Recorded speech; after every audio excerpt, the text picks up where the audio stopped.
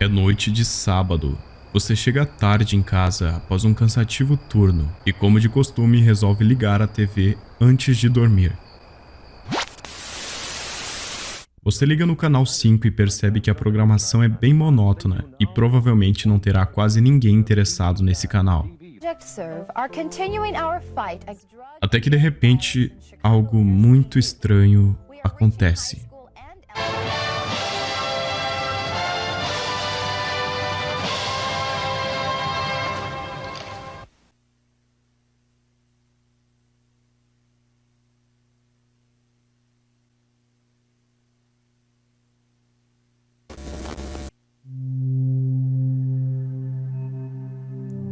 Um pôster com uma qualidade horrível aparece sem nenhum aviso prévio. Esta é Joana Lopes, uma suposta mulher desaparecida. Junto com a imagem conseguimos ver um número de telefone e mais nada. Quase soa como uma falta de respeito à vítima, sem inserir nenhuma informação extra como peso, altura, idade, localização ou sequer uma narrativa. E ainda por cima, a imagem está com uma péssima resolução em um canal passando de madrugada logo no final de sua transmissão. Essa transmissão ocorreu em 1989 e foi ignorada até os anos 2000, quando uma comunidade começou a discutir o assunto. Porém, apenas nesse ano de 2022, o caso está tendo algum progresso favorável. Por isso eu venho aqui trazer atualizações para vocês. O mais intrigante é que Joana Lopes apareceu novamente no mesmo canal afiliado à NBC.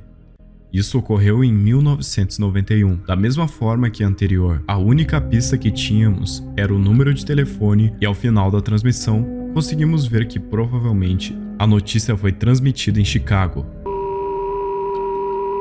Mas afinal, quem é Joana Lopes? Com essas poucas informações, a esperança de encontrá-la era muito baixa e, conforme o tempo, ela caiu em esquecimento. Mas no final do ano de 2020, isso iria mudar. O mistério foi compartilhado no Reddit e ganhou muito mais força, resultando em uma grande gama de investigações. Com isso, diversos usuários começaram a formular teorias sobre o ocorrido e até mesmo ir atrás de mais provas. Eu acho que ela fugiu de alguma forma e foi achada bem rapidamente. Talvez tenha fugido novamente em 1991, então usaram a mesma imagem. 1989 e 1991 não são anos tão distantes um do outro, e se ela estivesse em acolhimento familiar, duvido que tivessem fotos atualizadas dela. Caso mais esquisito. Uau, esse caso é bem estranho. Encontrei o número listado como sendo da Divisão da Juventude do Departamento de Polícia de Chicago. À primeira vista, parece existir de verdade. Não tenho coragem de ligar, mas está lá. Se não fosse pelo reaparecimento da foto 2 anos depois, eu seria levado a crer que essas teorias foram exatamente o que aconteceu, com ela sendo encontrada posteriormente e seu caso nunca tendo chegado a nível nacional. O fato de que isso foi novamente transmitido em 1991 me faz pensar que ela nunca foi achada e, na época em que a internet não existia, o caso dela simplesmente passou despercebido. Espero que eu esteja errado. O usuário deixou um link. Nesse site, vemos diversos dados de mulheres e homens já falecidos que não foram identificados nos Estados Unidos. Mulheres são chamadas de Jane Doe e homens de John Doe. E aqui temos a imagem de uma mulher não identificada. Ela foi descoberta em 1994, 3 anos depois após o noticiário em 1991. Localizada em Chicago de acordo com a polícia, essa é a causa de sua morte. Seu suposto agressor foi preso e afirmou que ela era uma, entre aspas, mulher da noite, e ele nem perguntou seu nome e nem trocou palavras com ela. No site, também diz que ela deve ter entre 18 a 22 anos. Considerando que o pôster de desaparecimento foi em 1991, ela deveria ter uns 15 anos nessa foto. E obviamente não podemos confirmar se ela era realmente Joana Lopes, mas essa hipótese não pode ser descartada pelo formato de seu rosto e a similaridade com a mulher desaparecida.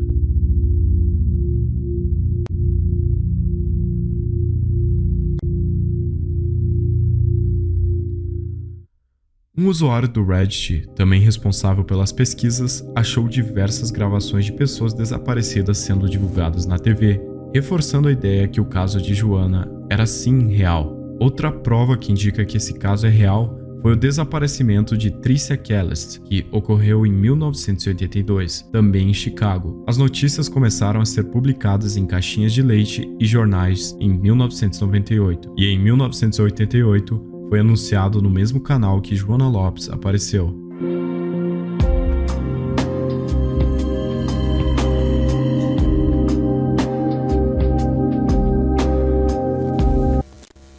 Um usuário do Reddit questionou as autoridades locais para que as informações sobre essa jovem fossem divulgadas ou até mesmo reinvestigadas, e surpreendentemente ele obteve um retorno, porém a polícia disse que não existia nenhum registro sobre o desaparecimento de Joana Lopes em Chicago nos anos de 1988 e 1990. Mas isso não significa que ela não existia, pois a própria transmissora da época disse que aquilo era um xerox da foto original, o que explica a qualidade ser tão ruim. E como ela estava usando óculos, a foto ficou realmente muito esquisita em uma fotocópia. Alguns membros do grupo conseguiram limpar a foto e melhorar a qualidade da imagem.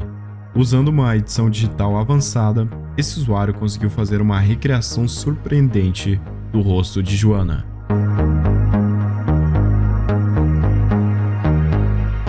Algumas semanas após essa recriação, um outro usuário encontrou alguns registros fotográficos de um anuário escolar da comunidade do norte de Chicago. Nesses documentos, eles acharam fotos de uma ex-aluna chamada Raquel Lopes, que, incrivelmente, era muito parecida com Joana.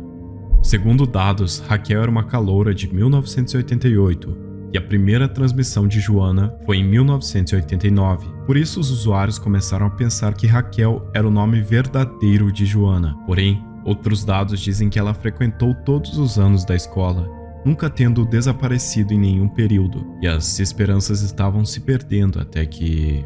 O seguinte usuário fez essa publicação, abre aspas... O usuário acabou de entrar em contato comigo no Discord. Eles acabaram de falar ao telefone com Joana Lopes, de Chicago, que fugiu de casa em 1989. Eles disseram que poderia ser ela e que entrarão em contato em breve. É uma infeliz coincidência, ou esta é nossa garota.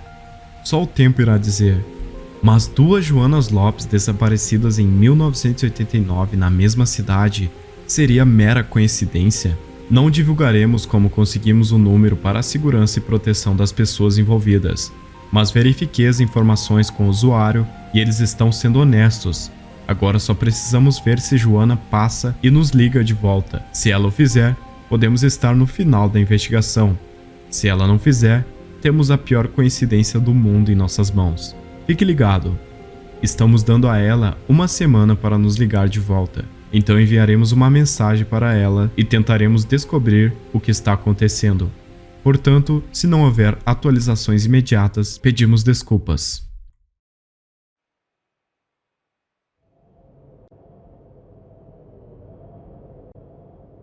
Edit.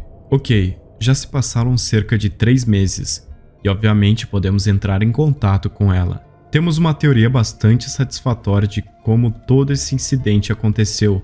E posso dizer com segurança que Joana está segura. Por favor, não incomode ela ou qualquer pessoa envolvida no caso, entendendo que isso é frustrante e provavelmente nunca saberemos 100% o que aconteceu. Isso não significa que vale a pena incomodar ninguém. Não quero que essa investigação seja lembrada como mal conduzida. Vamos fazer a coisa certa. O usuário responsável pela ligação respondeu: Obrigado pela postagem. Assim como eles disseram, falei com uma possível Joana no telefone agora há pouco. Ela parecia muito assustada por eu saber de todas essas coisas. Então estou confiante que ela está sendo genuína. Ela me disse que só estava fora por alguns dias e seus pais não teriam ligado para nenhuma estação de notícias. Avisarei caso ela me ligar de volta.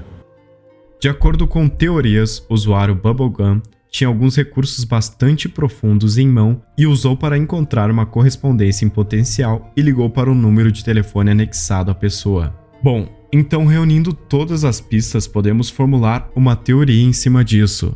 Joana Lopes era uma adolescente com provavelmente 13 a 15 anos que teve alguns problemas e fugiu de casa no inverno de 1989.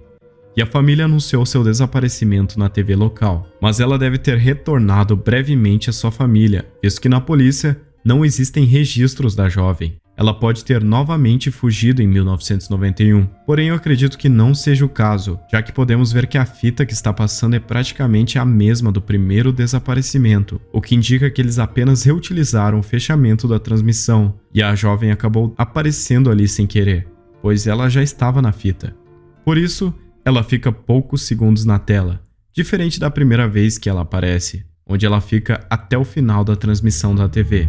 E quando o usuário ligou para ela, Joana não sabia de todas essas repercussões e ficou assustada, o que indica que ela provavelmente está viva e é isso que esperamos, que ela esteja bem e que seja a pessoa que atendeu o telefone.